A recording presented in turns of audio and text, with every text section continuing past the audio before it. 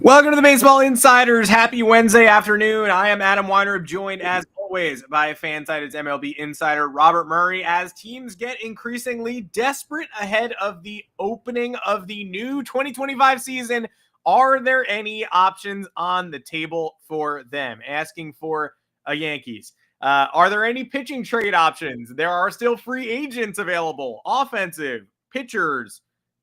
I'm talking to myself. And ultimately, at the end of the day, that is fine. We're going to get Robert Murray back in here, but that's a note to me to never check your notes while you are doing a podcast, because you might miss your co-host dipping out temporarily. Thank you for joining us. We're going to get more news and notes from Robert as well when he signs back on. He was at Giants camp yesterday, and there he is. He was at Giants camp yesterday, picking up nuggets for everybody, and we're going to obviously talk about the pitchers and offensive players who still remain in free agency and the potential trade options for these increasingly desperate teams if they make a move at all. We're not even sure if they have moves left to make, especially the ones that are financially capped out. But Robert Murray, you are back. Before we get into the spiel and all this show and everything, how are you doing overall? I'm doing great. My Wi-Fi maybe not so great, so hopefully that doesn't end up happening again. So my apologies for that. Hopefully I sound good. I don't sound glitchy by any means. But I was at Giants camp yesterday. I was talking to a lot of their different guys over there, so I'm excited to dive into what I was hearing there. I got some stuff on some of the remaining free agents here, so hopefully it makes for a good show over here. A happy NFL new league year, by the way, to you and yours, Adam. Feels good to be here with you. How are we doing? What's new? What's the latest? How excited are you for the show today? I'm psyched for Russell Wilson to visit the Giants too. That'll be great. What a bridge. Perfect bridge QB. It's Brooklyn and then Russell Wilson in terms of my bridge rankings. The comments starting off hot. Yankees are going to suck so bad this year. I disagree. I think they're going to be worse than we thought they were, but I don't think they're going to suck that bad. But I guess that's why they play the games. We will find out. Could finally be the year where they actually really and truly suck. We'll learn soon enough. Subscribe to the Moonshot if you haven't. That is our weekly baseball email newsletter where the Fansided MLB team, including Robert Murray and myself, break down all the biggest stories in the big leagues with humor, insight, behind the scenes info. If the Yankees do suck real bad, that's where you'll hear about it from me for sure, as well as in the Discord where you can ask us questions between shows. We have a Q&A in the Rumor Mill channel of the Discord tomorrow for all subscribers. That's going to move up to 2 o'clock Eastern because Robert is hanging out and messing around and getting some more business done. So we're going to move that to 2 Eastern. If you want to join us, you get a half-hour Q&A with Robert Murray in the Baseball Insiders Discord, which is a perk you get for joining this channel. So hit the join button below this video. Hit subscribe if you're not subscribed. Hit both, and then we'll see you there in the Discord tomorrow. And again on this stream Friday at 3:30 Eastern. Additionally, fansided.com/baseball-insiders. That's where you can read Robert's work, his news and notes, my humor and insight, the Fansided MLB staff writer teams, pop culture crossover, and baseball content. A lot of good stuff there, and we're going to have some great opening day content for you as well. So stay tuned to that feed. Thank you for following us. However you follow us, video, audio, whatever, you are all the best. We can't wait to get to some of your questions later. But let's start off with I think it's not surprising that there are several somewhat pitching desperate contenders. Dylan Cease, Michael King, and Sandy Alcantara don't really feel like options right now for any of these teams. And we talked about them all on the last show we did. King and Cease, it seems like Preller is pulled off the market for now. Alcantara, I don't know why you trade somebody that you can, trade for a larger haul after they've reestablished themselves post Tommy John at the deadline. Seems like a better time to trade Sandy Alcantara. So it doesn't feel like you're going to swing a season-altering move for any of these big guns right now. But the Yankees lost Garrett Cole and Luis Gil for a while. The Orioles lost Grayson Rodriguez, and the rotation wasn't the best in the first place. Or even the Red Sox. Brian Bayo is behind. Lucas Giolito tweaked his hamstring. It's minor, but it's also 2 weeks before opening day. Cutter Crawford. I mean, you're probably not going to find an ace right now, but these woes do have a lot of fans asking about Erick Fedde. So I wanted to start there. Joel Sherman mentioned him today, also mentioned Steven Matz. The Cardinals have been in our crosshairs all offseason long regarding who they have to trade, and they haven't really traded very many of those pieces, but Fedde makes sense for anybody looking for a stable number 3 now, in a month, in 2 months at the deadline. Do you have any idea if the Cardinals are taking calls on him right now and what they'd be looking for, or if they just intend to hold him like everyone else is really doing as they wait for the summer?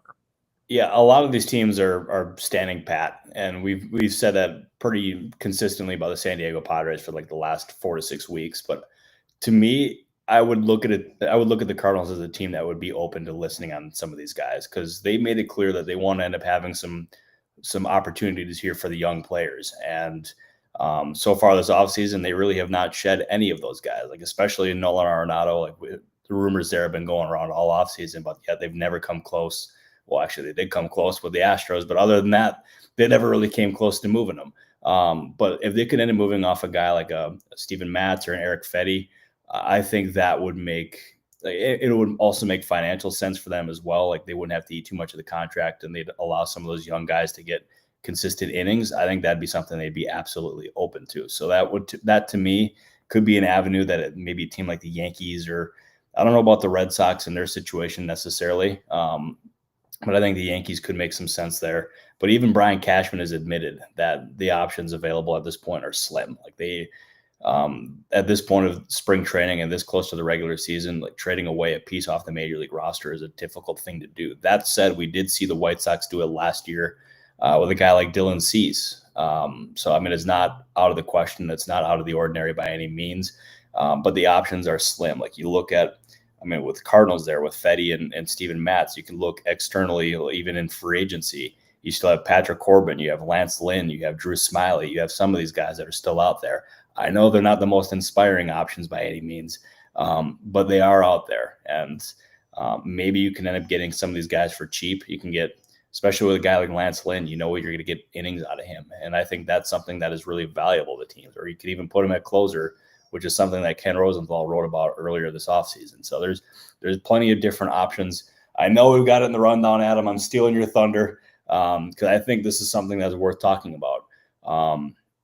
But Bailey Falter with the Pittsburgh Pirates, he is a guy that has gotten a lot of buzz in the comment section here about potentially trading him.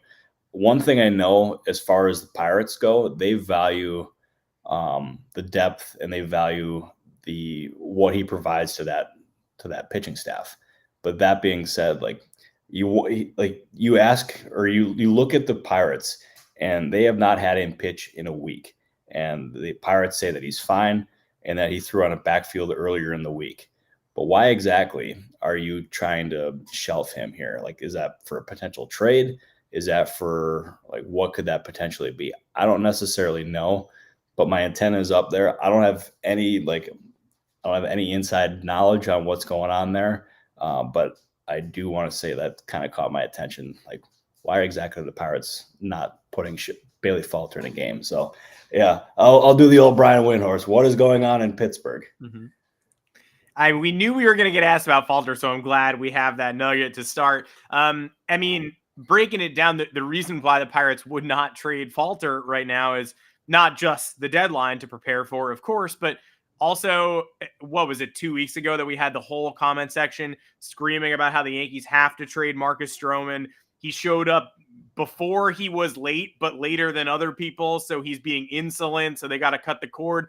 And then they lose 2 starting pitchers, including their ace, in 2 weeks. And now Marcus Stroman's the number 4, and he might be starting opening day because Max Fried's not lined up. Like, things change fast. If you have 6 starters, that's not enough. It might make somebody uncomfortable, but it's not a reason to deal anybody. And when we're talking about the Yankees specifically getting somebody, and the Mets and the Orioles, I would say you're not getting an ace now. There's no Dylan Cease on the market. You're talking about someone like, unless it's Fedde, like a Lance Lynn, who you have no intention of starting in a playoff game. You just want someone who can give you innings to bump Will Warren back down the depth chart, so that you can say, I've got this promising rookie at AAA ready to take over, rather than the promising rookie's in the rotation and now I have jack shit behind him. That's what we're talking about at this point in time. No, exactly. And also too, it's you have that, but also if you look at the Yankees' situation here, they are according to John Heyman, they're broke. And Fedde's signed to a 2-year for $15 million deal, which honestly is not that bad. Yeah. I think for the level of production that he provided, especially when he was with the White Sox last year, that's really good. But I'm looking over here at Spotrac right now, and he's making $7.5 million this year, which again, that's not that bad. But how exactly, if the Yankees are supposedly broke, as Heyman says, how are they going to end up fitting that on their payroll? Again, like the Yankees, they shouldn't be broke. But I went into that on Monday's show. I don't have to do that again. But like that to me seems like an opportunity there where the Yankees could go out and get somebody. But that also being said, like I've seen Pirates fans be in such a hurry to move Bailey Falter, but we're seeing what's happening now with the Yankees. We're seeing now what's happening with the Red Sox and all their rotation like issues and all the injuries that are happening in spring trainings, like pitching depth. As you said, 6 starters is not enough. You need to have pitching depth to get through a 162 game season. I know the Pirates have Bubba Chandler. So, I mean, there's still plenty of other depth there, especially high-end depth. But I would not be in a hurry to trade him unless you end up getting an offer that's truly good to be true or too good to be true, or just it helps upgrade the offense. And I just don't know if they're going to end up getting that. I did hear Joel Sherman mention Fedde specifically. I like Uncle Ted shouting at Yoendris Gomez, but we're not sure he's a starter. Good pitcher and probably going to make the opening day roster now because he's out of options, but I don't think we know he's a big league starter. The reason why I keep coming back to Fedde is because the Joel Sherman mention, and you can't take on money. The Yankees are too broke for $7.5 million. I get it. But Trent Grisham's making like $5+ million. Like there's a world where you ship him out, bring in a cheaper backup outfielder. We know the Yankees are looking for a right-handed bat of some kind. That way you're only taking on $2 million if you bring in Fedde. I don't know. It depends on what the right-handed bat is making. There's a lot of salary to throw around. I would expect one change on the Yankees roster before they break camp. I just don't know what it is yet, but I'm intrigued to find out. And hopefully we find out live on this podcast. Yeah, it would be ideal if we ended up finding out live on this podcast. But like, I mean, you look, I mean, Duvall is an option, but I mean, who else? I mean, David Peralta. I mean, he doesn't necessarily fit that category of player that they're looking for. JD Martinez is out there. I mean, it's just the options overall are not that intriguing. And like, that's something that I think agents and players around the league that are on NRIs around the league are going to end up eyeing up and being like, okay, this is an opportunity where if we end up signing here, we're going to have an opportunity for immediate major league roster opportunities here. So I think that's going to be something that's on the radar for a lot of these guys.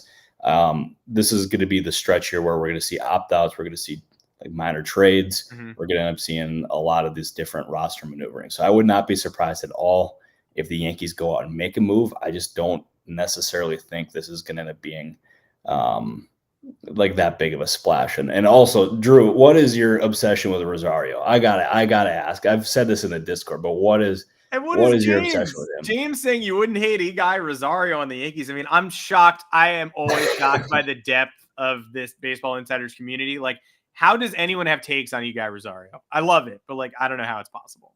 Yeah, I don't know either, but I mean, he's out of options. I get it, but like, still, I mean, that's not the most inspiring option. That doesn't move the needle at all for the Yankees, in my opinion. I think if they grab him, that will officially cement them as a team that will not totally suck so bad this year, as stated earlier in the chat. Guy Rosario is literally the difference. If they get him, they're not going to suck. If they don't get him, they're in big trouble. Yeah, he would be the guy. Sorry, that was terrible. I'm gonna just let's pretend I didn't say that. Adam, give him Rosario, more like the guy. We know that we're gonna get Alex Verdugo questions too. So just before we move on to your experience at camp this week, Verdugo is sort of the one unmentioned free agent still on the market, and there was a rumor that he turned down an $8 million offer earlier in the offseason from the Pirates. I believe that came from John Heyman. JD Martinez, I mean, we understand why most of these players are still available. Martinez's demands are probably quite high, and he is a full-time DH. Kyle Gibson, Lance Lynn, Patrick Corbin waiting in the wings. David Robertson, we've talked about extensively on the show, representing himself. What is going on with Alex Verdugo? And is the alignment of whatever he's looking for has to change sometime extremely soon? Yeah, so the Pirates, had very serious interest in Alex Verdugo. I can confidently say. They were just never able to line up on money there. And I saw Heyman's report that I think floated $8 million or something, somewhere around that ballpark. I don't think an offer of that sort was actually made. But I would not be surprised if they ended up floating that number, as John said. So I think that was good reporting there by John. But his market here is a very big mystery at this point. Still is. It has been all offseason here. But I don't think the Pirates are necessarily that likely for him at this point, unless, it just becomes too good to be true. I do think a team like the San Diego Padres continues to make sense. I know they've poked around in some sorts still with some of the remaining outfielders that are out there. I think a guy like David Peralta would make sense, but I would be really surprised if that ended up happening there.